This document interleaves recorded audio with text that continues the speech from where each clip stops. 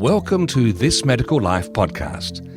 These are the stories of medicine with Steve Davis and Dr. Travis Brown. This is the story of lung cancer screening.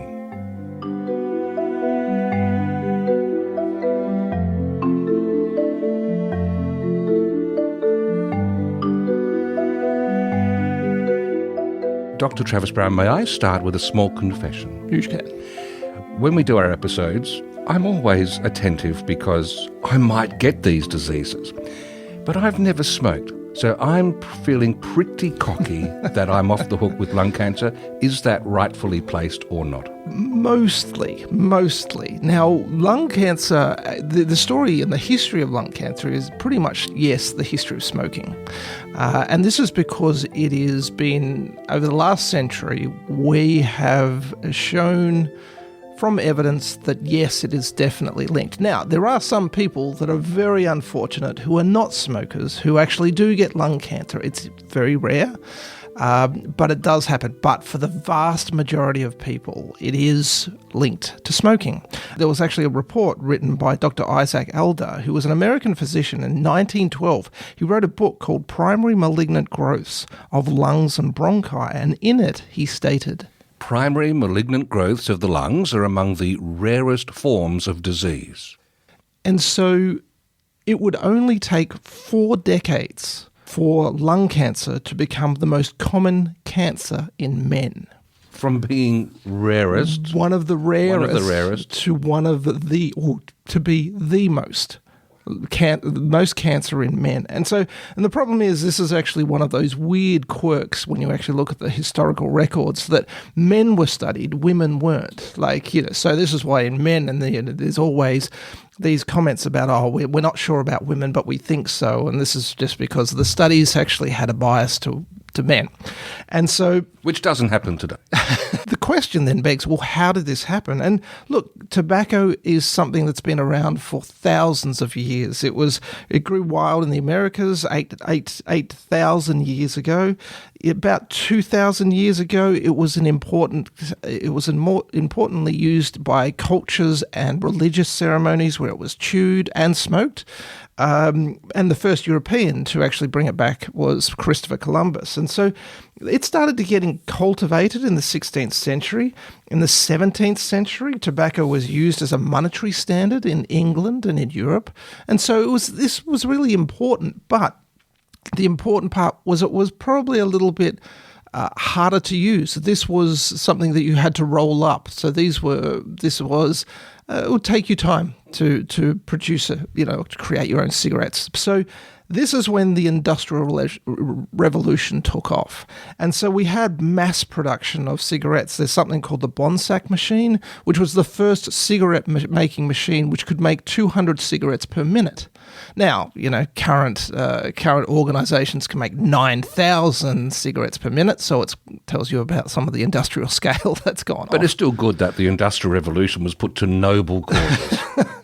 And so this was going from hand rolling to machine making. And so we're starting to look, and not only that, the Industrial Revolution importantly created the match.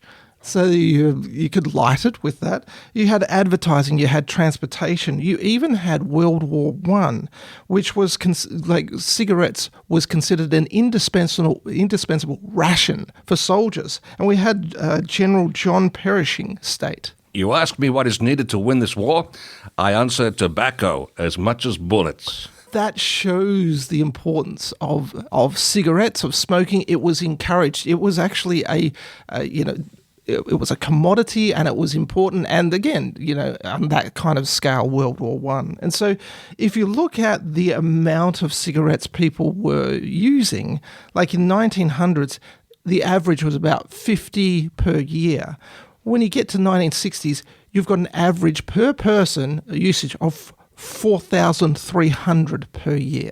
And so that's an average. So some people smoke really heavily. And that's why from 1900, where it was rare, to the 1950s, it becomes one of the most common cancers. And This was when, in the 1950s, this was when the studies started to come out. Now, doctors, you could actually see through the literature, started to see this and started, even before this time, started to see that they knew there was an association with it. The problem was with smoking is it's about a 25-year latency from starting smoking to actually getting lung cancer. And so this is a long time.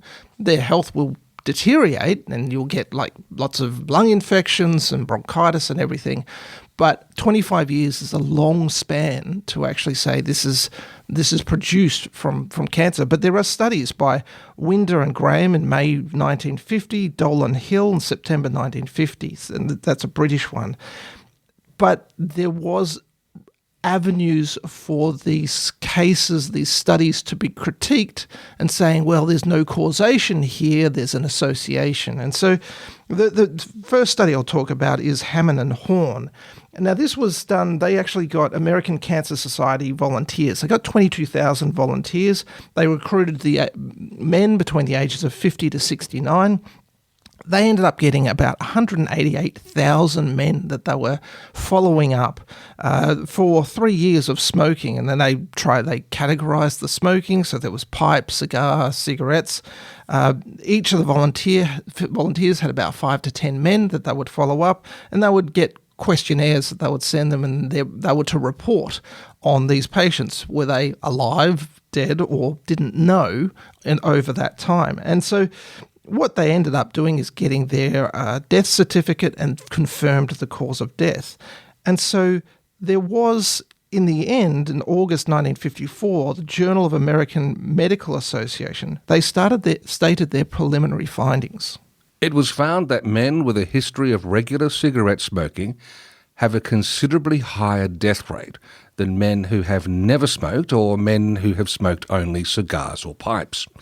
Deaths from cancer were definitely associated with regular cigarette smoking. The death rate from lung cancer was much higher among men with a history of regular cigarette smoking than among men who never smoked regularly. They were so convinced by their own findings that they themselves were heavy smokers, and so they changed to pipes. Unfortunately, they also concluded later that was also a risk factor and stopped that. But in 1954, the large-scale prospective study, they concluded, we are of the opinion that the associations found between regular cigarette smoking and death rates from diseases of the coronary arteries and between regular cigarette smoking and death rates from lung cancer reflect cause and effect relationship. The British doctor study, Dole and Hill, now that began in 1951, and they did regular follow-ups throughout the decades following. Now they ended up sending around 60,000 questionnaires, and they were actually analysing the smoking habits of doctors. And so they got about 40,000 responses, and they ended up finding the same linkage. They did that tobacco smoking caused increased mortality, there was increase of lung cancer, and they also noted that there was an increased risk of myocardial infarction, so heart attack and COPD. And so this is 1950s where we're getting good, solid evidence of the linkage between smoking and cancer. It becomes one of the most common cancers worldwide. And then you still have the normal toing and froing of this is a billion-dollar industry, and today this is a trillion-dollar industry. And so when you start looking at it, you start to see that the tobacco companies started to fight back. And so the cigarette, they employed public relation firms to combat this. We have one essential job, which can be simply said, stop public panic. There is only one problem, confidence, and how to establish it, public assurance, and how to create it. And most important, how to free millions of Americans from the guilty fear that is going to arise deep in their biological depths, regardless of any poo-pooing logic, every time they light a cigarette. And so the tobacco industry fought these studies. There still isn't a single shred of substantial evidence to link cigarette smoking and lung cancer directly. This is when you started to get the medical colleges, Royal Colleges of Physicians in the UK, and even the American colleges and surgeons actually start to issue their first major reports on smoking in the 1960s. Cigarette smoking is a cause of lung cancer and bronchitis. Cigarette smoking is the most likely cause of the recent worldwide increase in deaths from lung cancer. Now, the director of Philip Morris, which is a big tobacco company, issued their own statement. We don't accept the idea that there are harmful agents in tobacco. Tobacco companies employed a variety of different strategies. The main power on the smoking and health situation undoubtedly rests with the lawyers. The US cigarette manufacturers are not looking for means to reduce the long-term activity of cigarettes. There was also muddying the waters strategy.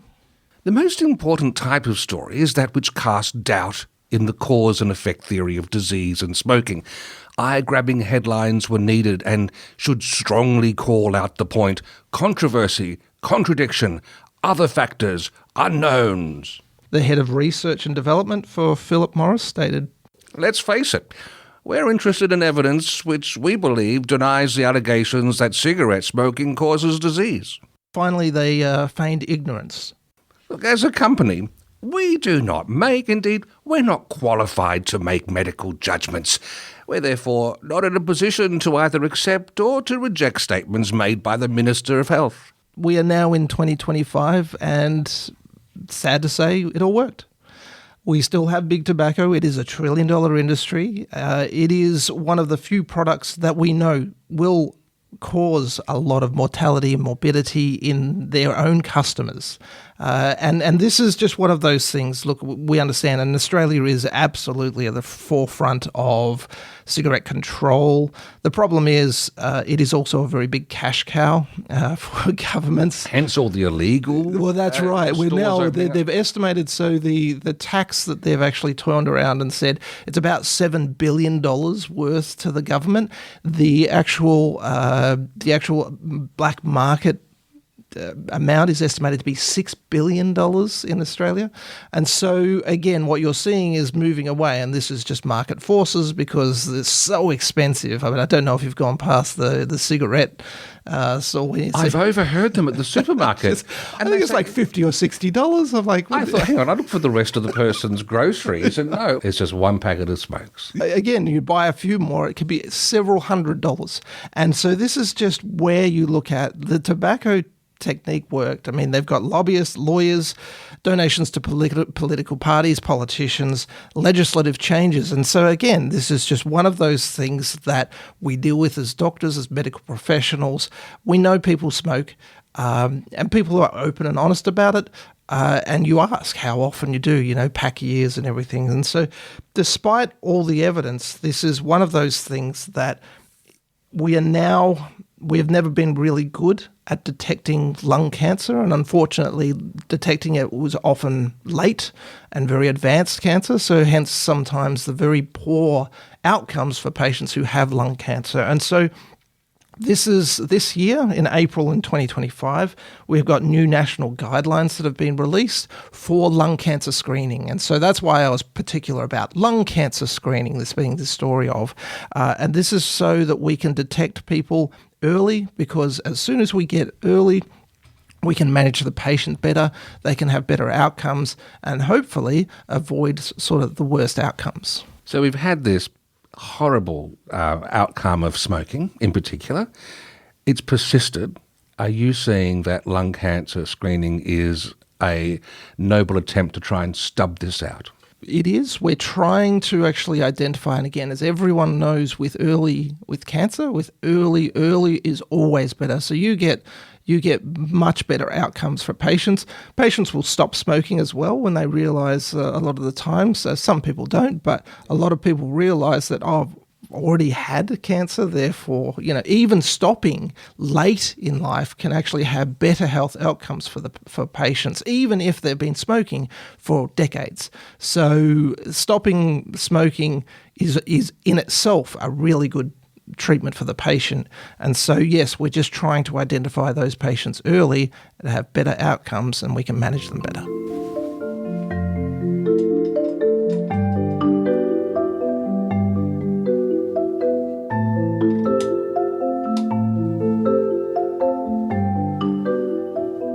Associate Professor Nicole Rankin, PhD, is an implementation scientist and head of the Evaluation and Implementation Science Unit in the Melbourne School of Population and Global Health, the University of Melbourne.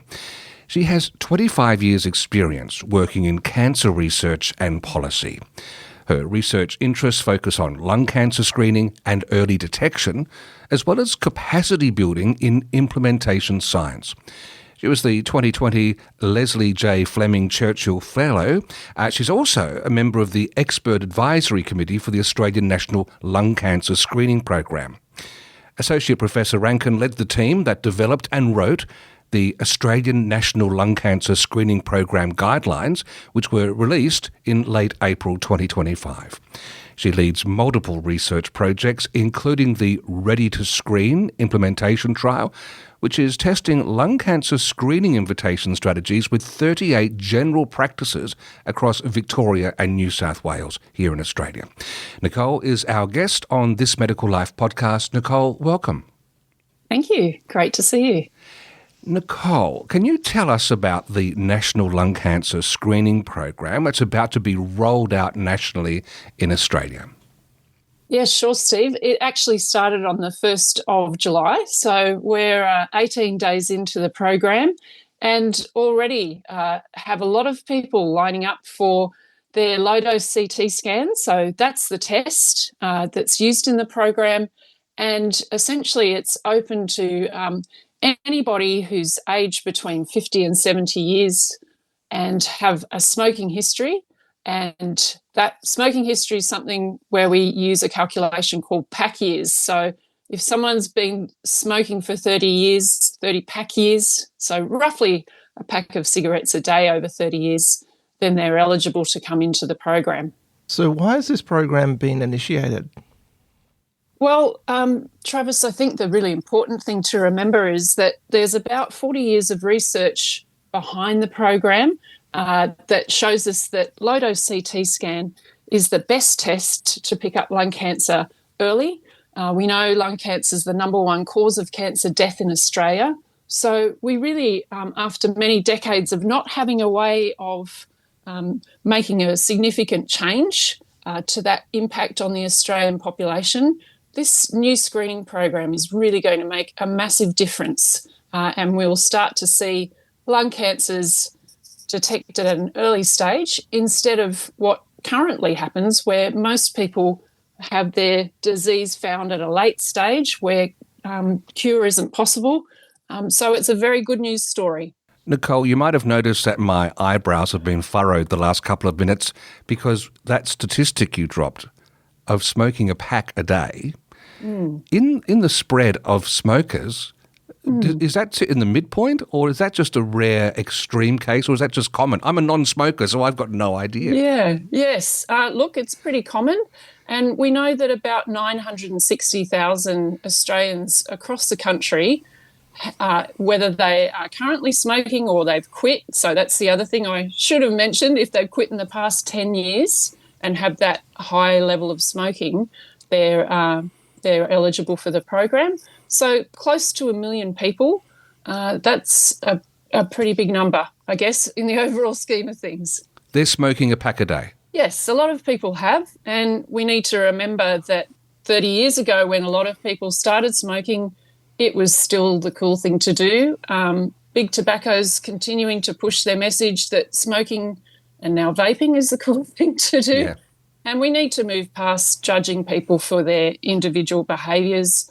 They may have taken up smoking at a point in time and now really want to quit.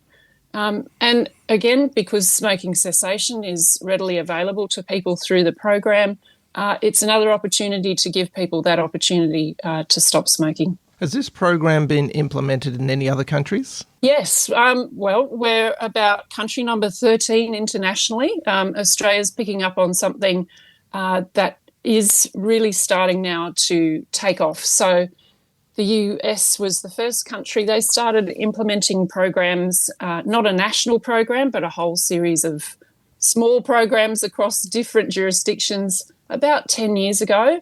And we've seen a lot of success in a few other countries, including Croatia, United Kingdom, who are also implementing the program. So Australia's what we call an early adopter. Now, what evidence or guidelines are being used for the lung cancer screening? Travis, we've got 2 landmark randomised control trials. One's called the National Lung Screening Trial and the other is the Nelson Trial. The first one, the NLST, took place in America with about 53,000 people, and the Nelson Trial with about 17,000 people in the Netherlands and Belgium.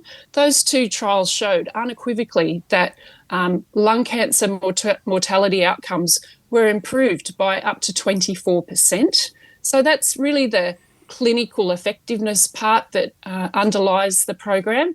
And then, as I mentioned, our team have been writing the program guidelines that set up the screening and assessment pathway. So, the pathway that tells both people and health professionals how to navigate through the program is all there in the Australian document. So that's been created to fit the Australian healthcare system. Well, I know we've mentioned it, but what are the criteria for people being able to be screened for lung cancer? It's that being 50 to 70 years of age, either currently smoking or having quit in the last 10 years, and the 30-pack year history, so heavy smoker. The other thing in the program is being what we call asymptomatic, so not having any signs or symptoms of lung cancer. Quite often, though, they're hard to pick up on. So, if somebody's had an unresolved cough that's been going on for more than 3 weeks and it's not because of the flu, and it's not because of COVID or any other cause, then, that might be a symptom. But the symptoms in lung cancer can often be quite vague. So, if somebody has a concern, the most important thing is for a visit to your GP to talk about whether you're eligible for the program. And who can refer to this program? Is it general practitioners, nursing practitioners? Is it anyone, health professional? Who's able to refer in?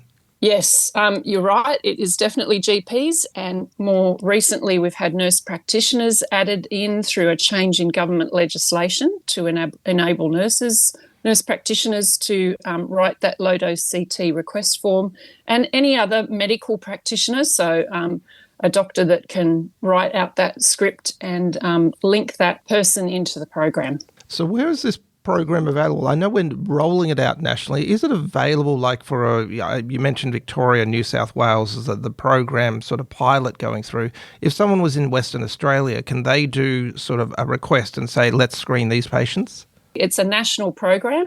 So essentially, if a GP's practice is set up with the National Cancer Screening Register and ready to enrol people, they can go ahead. And the scans are available in most private, public radiology services. So, most of our country towns have a local radiology service. They can offer the scan.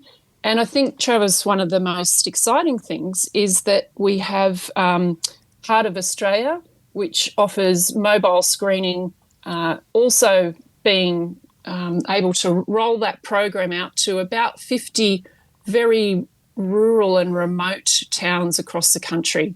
So that's getting started in Western Australia this year, and then all the other states will have access to mobile screening, with the exception of ACT, because, of course, they're not rural remote. So very much that Heart of Australia truck focused on making sure that they get out to people who otherwise wouldn't have access to a radiology service.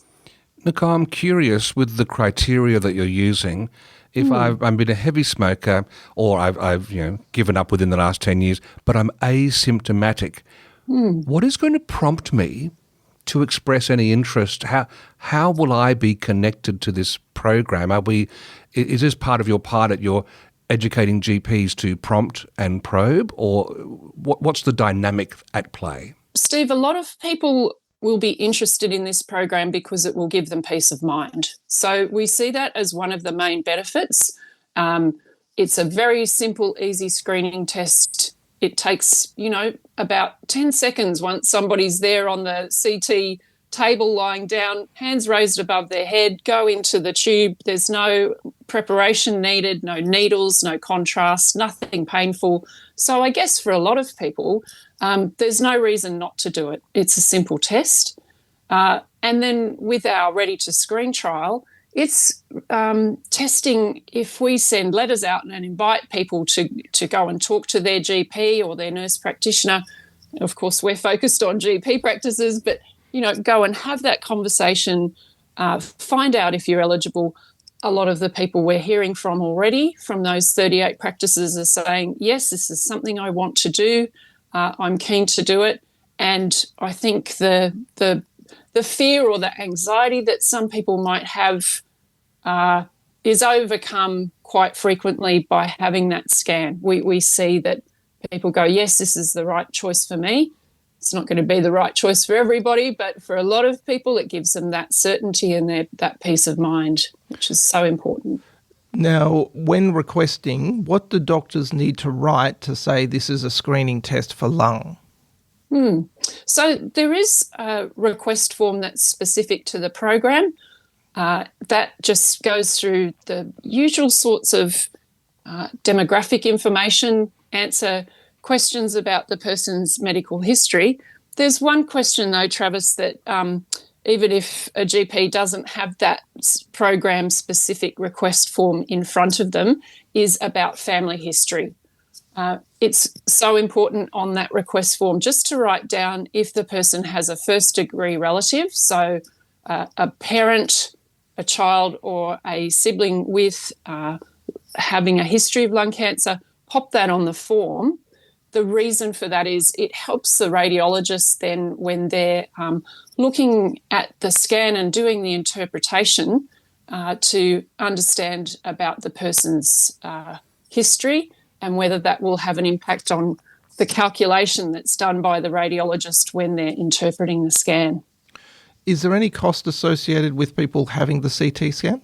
The government has created 2 new MBS item numbers, one for the first what we call the baseline scan, first time you go, and for all the subsequent follow-up scans. So that's a really key part of this program, is that the scans don't cost people anything. Where there may be costs is people having to go to their GP and getting that request form. And that's really up to the GP then as to whether they're charging people for that consultation to come in and get the form, and, of course, also when their results come through after the scan. Now, you mentioned there was a calculation, but is there any assessment tools to assist people with this? There are some free tools online where people can go and calculate their pack year history. If you go to Google and pop in smoking pack year history calculator, there's plenty of free resources available online. And GPs and nurses very used to doing that calculation. It's part of their business as usual. So it's pretty easy to get through that stage and then for people to figure out whether that's the right fit for them. Is the National Lung Cancer Screening Program included in the National Cancer Screening Register? Yes. So, Travis, this is probably one of the biggest changes and projects that's been going on in the background over the last 18 months, is that the screening register has been a whole new component built by the team that works at the register to have everything automated in the background. And it means that along with the National Bowel Cancer Screening Program and the National Cervical Screening Program, we now have lung cancer as the third program in that register. So really great in terms of having then an ability to track people and see how they're going through the screening program. And there's a lot of resources and information there for healthcare providers to be able to set people up as participants in the program. And of course, anyone as an individual who's wanting to enrol, you can go in and fill the participant form in on the register. So very comprehensive, and the register will play that role of sending the reminders and the results to people after they've had that first scan. So I'm gathering that the main criteria here, patients who are considered high risk, is the 30-pack year. Is that about right? That's mainly the crux of it? Yes. And Travis, I think with that eligibility criteria of having someone at high risk is a really good starting point for the program. And what we're seeing happening in the research now is that there's a lot of activity about trying to understand whether the screening test is just as useful for people who have been light smokers or have a longer history since the time that they quit. So over time, the eligibility criteria can be tweaked or changed, but it really needs to be based on evidence because, of course, we don't want to offer a screening test to somebody if it's not going to be beneficial to their health, and that the harms then start to outweigh the benefits. So, of course, being a low-dose CT scan, you get a small amount of radiation, but we don't want to offer a test to people that if they've had 10, scans over the period of 20 years and increase their exposure, if it's not going to be of any benefit. Nicole, I'm going to wade into the politics because I can. Sure. Those images on the packets of cigarettes of, gum disease, etc., at some point, surely they lose their impact. Would having that space dedicated to alerting people to the National Lung Cancer Screening Program actually make people pause for thought more? I think that there is great reason to think that, the packet of cigarette advertising would ideally have information there about our screening program. I know that's been looked at in Canada. They've gone down that path of thinking about now not only changing the advertising on the packet, but also putting something on the actual cigarette itself. So watch this space. We have so many great experts working in tobacco control here in Australia.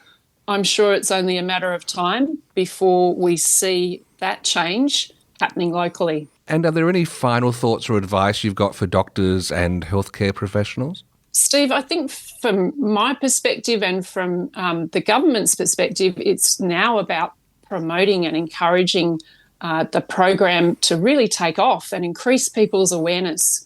We know that the number one barrier with lung cancer screening programs in other countries has been lack of awareness. So the national campaign, we'll have a public campaign starting in the middle of September, getting people ready and enthusiastic to take part. And healthcare providers play such an important role in advocating for and encouraging people to go and have that scan. So the more we can do to encourage our healthcare providers to get behind the program, the better. Associate Professor Nicole Rankin, PhD, thank you for being part of This Medical Life. Thank you both. Great to talk to you today.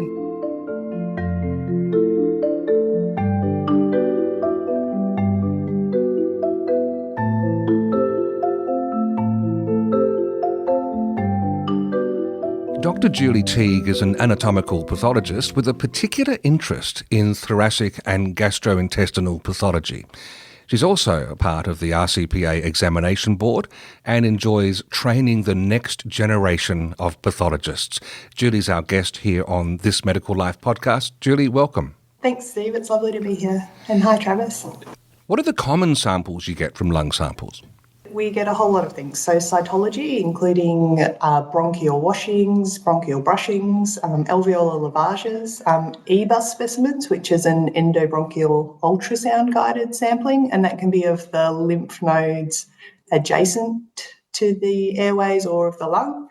And then we get small biopsies like transbronchial biopsies, core biopsies of the lung or the lymph node or even the chest wall, and then the bigger specimens like wedge resections or lobectomies. Now, one of the most common samples that come through is the cytology of lung nodules and lymph nodes. How useful is cytology of these areas? It depends. So It can be really useful if we get a good sample of the right cells, particularly if we get enough of them that we can make what's called a cell block. In that case, we can do immunohistochemistry, and if we're lucky, even molecular testing given enough material. So it can be as diagnostic as even a biggish biopsy. It can be particularly helpful for lesions that are difficult to get to. Some lesions are not amenable to a core biopsy in the lung, but you might be able to get a cytological sample, or in lesions causing a pleural effusion where you get the fluid around the lung.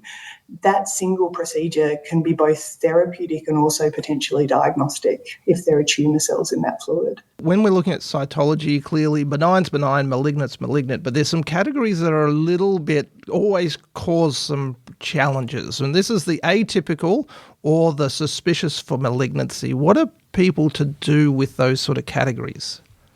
That's a great question, but I'll just take a step back first. When we say benign in cytology, for any cytological sample, there's still a risk of malignancy in that, and that's usually really low in the sort of 1 or 2% line, and often that relates to not quite sampling the right cells or misinterpreting those cells.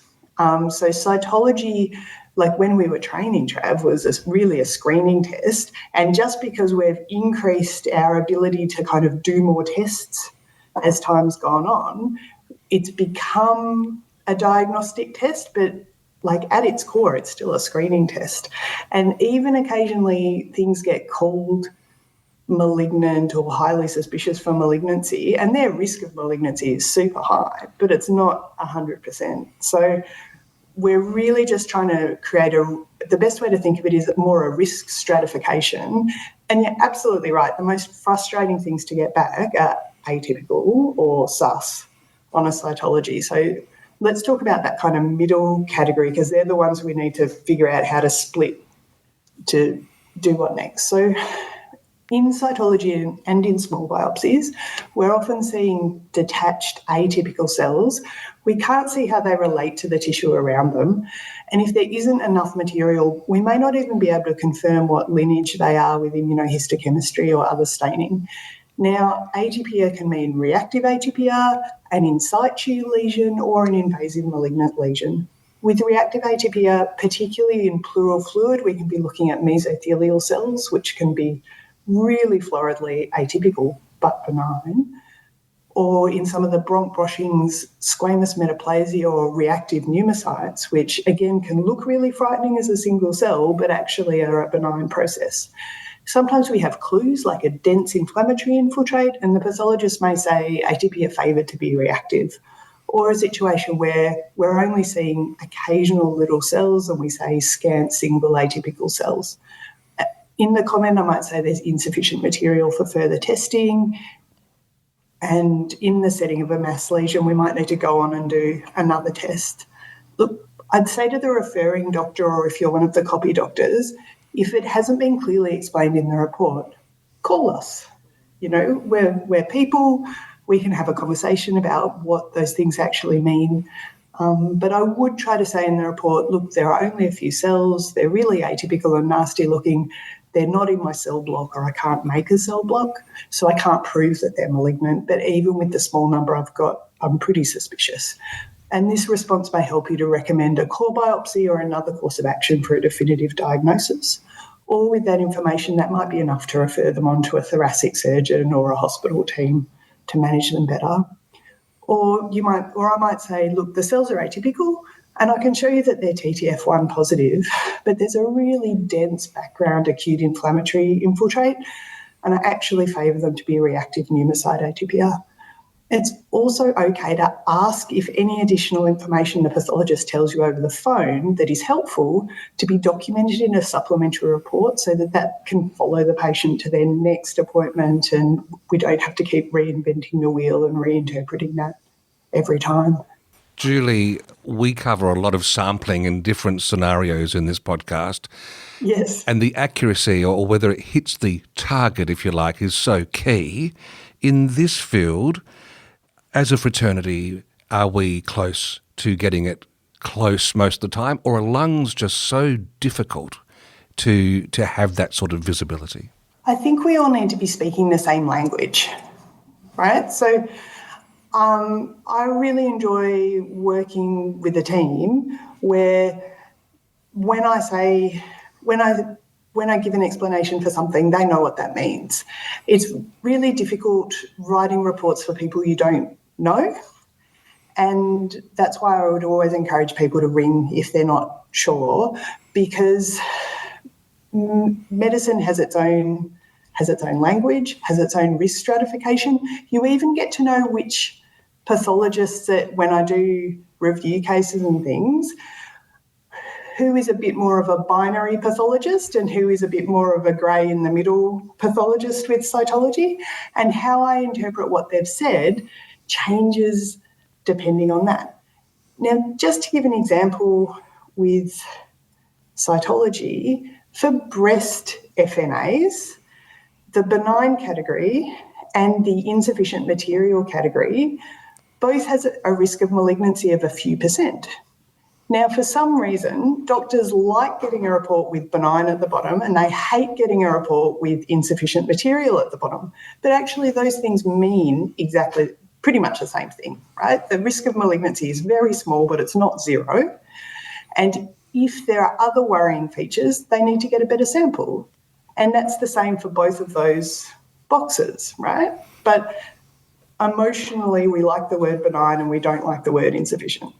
So how you respond to a report and how you interpret something is really about being sure that the language you're speaking is the same and that we understand each other. And I think that's so important to communicate and to communicate as effectively as we can. Now, is there a preferred biopsy or is there a preferred sample that you like to receive? Oh, yeah, the one that has the nasty cells in it. So, look, what I always say to people is we will work with whatever we can get, right? Sometimes things are nice peripheral lesions, and particularly if they're adherent to the chest wall, that is often really amenable to a relatively safe radiologically guided core biopsy. Something that's right in the middle of the lung parenchyma, that can be really hard to get to, especially if it's a little bit posterior, near all the big vessels. You know, I can see that we might want to try something else first, knowing that our chance of getting good material may not be great, like a bronch washing or something like that. Because if we do happen to get enough from that test, then we're good, right? So sometimes it's worth trying a test that is not super likely to get you what you need, but is a much less invasive option than something which may cause real risk of, bleeding or pneumothorax or other complications. Occasionally, radiology has a go and we don't get the material we need, and sometimes people need the lesion taken out without knowing definitely whether it's malignant or not.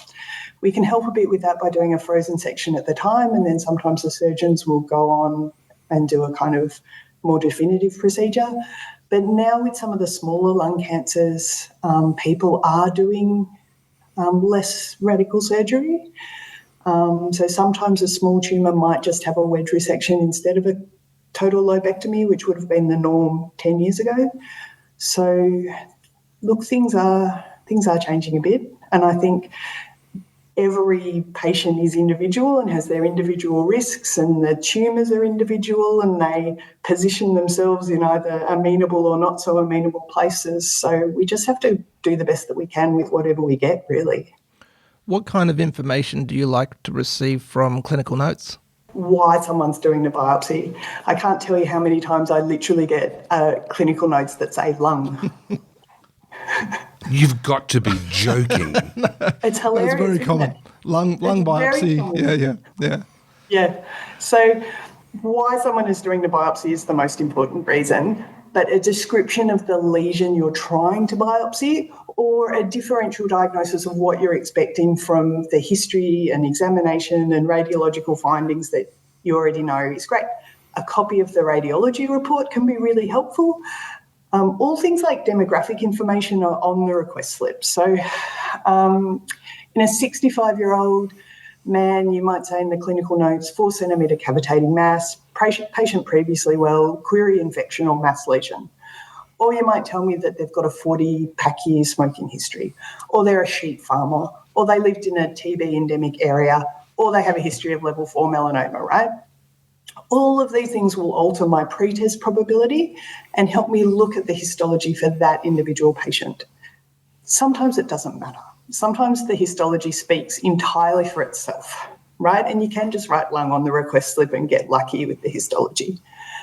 But other times the interpretation of what we see depends on our understanding of that patient, both as an individual, just like the clinical examination and conclusion that the GP or the referring doctor does takes in that patient as a whole. So do we in pathology as much as we can. Does any of the radiological findings help? More with the interpretation. So, for example, if I see dense reactive fibrous tissue and the history is young, fit, 35-year-old male, previous MVA with rib fractures, and the radiology says likely scar, then those histological findings are satisfying and make sense in the clinical and radiological scenario. If, however, what I saw from the patient, if we use the example earlier with the cavitating lesion, that's not a satisfactory explanation for a cavitating lesion. So my job is to communicate that back, and I might say something like dense, benign, fibrous tissue only, please see comment, and in the comment I'd describe that this is likely to represent reactive changes at the periphery or surrounding the lesion, and alone and not an explanation for the described cavitating lesion, and to consider a repeat biopsy. This is a circumstance I'd be likely to give you a phone call so that I knew in the doctor's mind that they're clear that this may have been a sampling error and the lesion itself doesn't seem to be in the biopsy, just that surrounding fibro-inflammatory reaction. How common is a diagnosis of lung cancer from these types of specimens? It depends what population you're sampling, of course. So lung is a really common cancer. In Australia, it's usually around the 5th most common cancer, depending on what statistics you're looking at. Unfortunately, it's a much bigger player if you're looking at death from cancer. It tends to be present late and be a reasonably unpleasant kind of cancer. It's also one of the cancers we're seeing an increase in both the never smokers and the younger patient populations. And we're seeing this across a number of cancers that they're actually extending into the younger age groups. We don't have a great explanation for why that's occurring, although obviously some of the environmental exposures and air pollution and things like that are definitely possibilities. Having said that, the older person with a smoking history is still the most common person to get lung cancer in general, although specific lung cancers are not smoking related, while the SCCs and adenocarcinomas tend to be. So by some definitions, it is a unfortunately common diagnosis. What's the most common types of lung cancer that you get? Broadly, we can think about them as primary lung cancers, cancers that metastasise to the lung, or cancers that directly invade the lung. Now, primary lung cancers, the squamous cell carcinomas and adenocarcinomas are the most common. Adenocarcinomas get broken up into a whole lot of different types. Some of that is a morphological description that we use as part of our grading. So the solid and micropapillary types tend to be the worst behaving types of adenocarcinomas, but there are also a whole lot of weird subtypes like mucinous and enteric and fetal types. There are sarcomatoid variants, salivary gland types, so the same sort of tumours that occur in the salivary glands around the face also arise from near the main airways in the lung. You get combinations of those, so adenosquamous carcinomas, some lymphoepithelial-like or nut carcinomas, and then you have all the stromal type cancers, and you can even get lymphomas, either primary to the lung or as part of a systemic illness. And one of the things we often have to pick apart is mesothelioma versus carcinoma, because they can invade into the lung from the pleura, or, adenocarcinomas can travel the other way. Ditto, things that occur in the mediastinum, like thymomas and thymic germ cell tumours, can invade out. And just about any tumour that you can get will metastasise to the lung given enough time. I did want to mention here that primary lung adenocarcinoma and metastatic breast cancer share a huge amount of morphological and immunohistochemical overlap, to the point where they can have identical immunohistochemical profiles. I've reviewed quite a few cases where patients were initially told they had metastatic breast cancer, and actually it turned out to be a primary lung cancer when we sort of looked through all the information at their MDTs and things. This is really important because they're both really common cancers and the treatment is different. A low-stage lung cancer is potentially curable, so while it's difficult to pick them apart, it's really important that we do. We talk a lot in pathology about the CK7, CK20 profile, and breast and lung share CK7 positive, CK20 negative. TTF1 we use a lot as a lung marker, but there are different TTF1 antibodies, and occasionally breast will show a bit of TTF1 staining, but lung cancers also often drop TTF1 staining, and in fact the ones that drop their TTF1 staining tend to be the ones that pick up GATA3 staining, which is thought of more as a breast marker.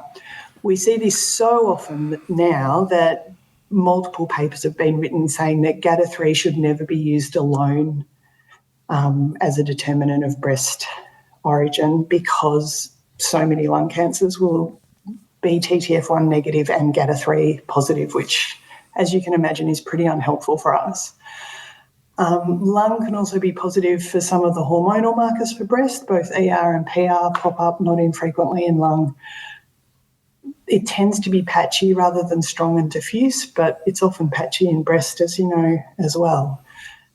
So this is really where we see radiology and the side-by-side comparison of the morphology for people who have had previous breast cancer, as well as looking really carefully through the immunohistochemical profile. Reviewing all the imaging as a team and in the MDT setting can sometimes be the only way to really pick these apart. And that's why having a really good team approach with people who understand the nuances of these really complex conversations can be so important. We talk about it a bit with molecular pathology. Is that useful in lung cancer? Some patients, their individual treatment may be entirely dictated by their molecular profile. For other patients, due to some other factors, it's not particularly helpful. For a small tumour that's been completely resected and isn't in need of further therapy, it's really for interest only. And in those cases, I'd only go ahead and order the molecular if the oncologist was really insistent about it. It is worth remembering that histological blocks are kept for years and they can be pulled out at any time for testing. And in future, the testing is likely to be better and will probably include more markers. I mean, even in the 10 years I've been a pathologist, like it's gone from, we used to really only care about ALK, right? And now the molecular profile includes, like 10 markers or so. Also, if the patient's unlucky and does have a recurrence, there's a good argument that the molecular testing from the recurrence is going to be more useful to dictate their treatment rather than from the original tumour, because that's the clone that's causing the problems.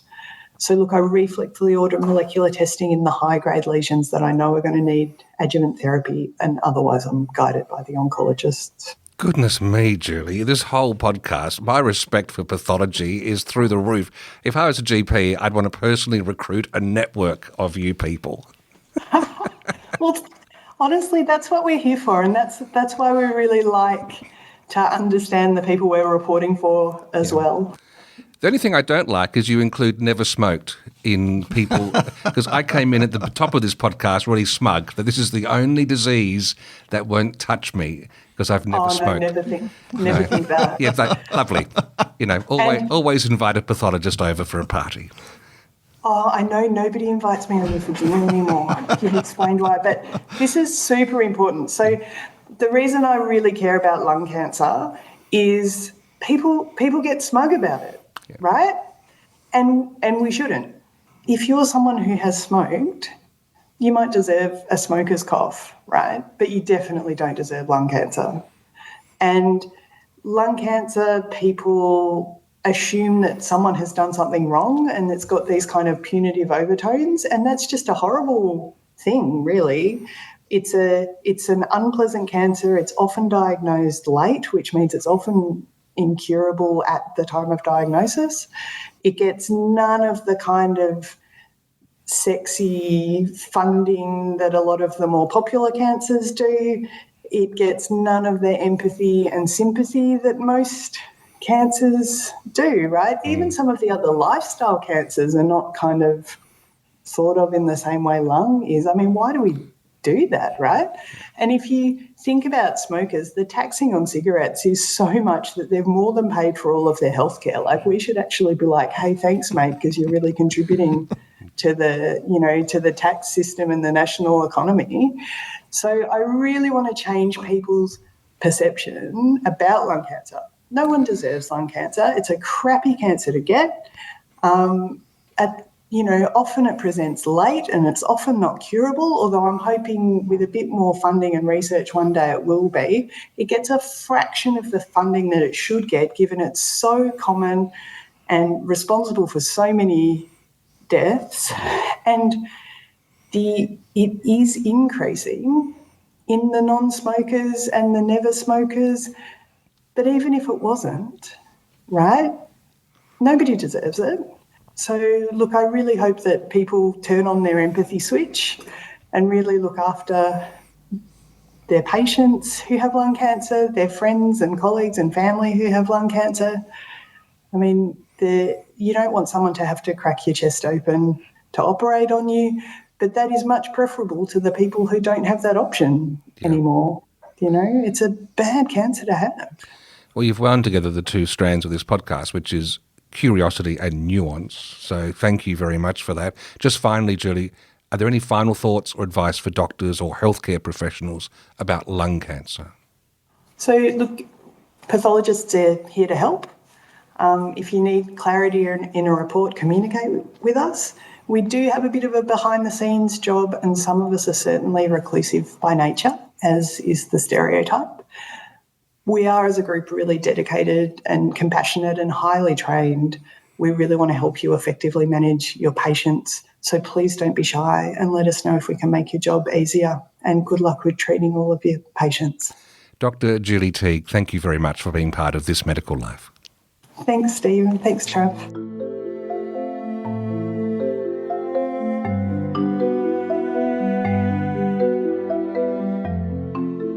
This Medical Life is recorded in the Talked About Marketing Studios in Adelaide. For show notes and more information about the podcast, visit thismedicallife.com.au. You can contact the hosts on social media. Dr. Travis Brown can be found on X. His username is @Dr. Travis Brown. That's Dr. Travis Brown. And Steve Davis can be found on LinkedIn. Go to linkedin.com/in/TheRealSteveDavis. This has been a PathNotes Proprietary Limited production.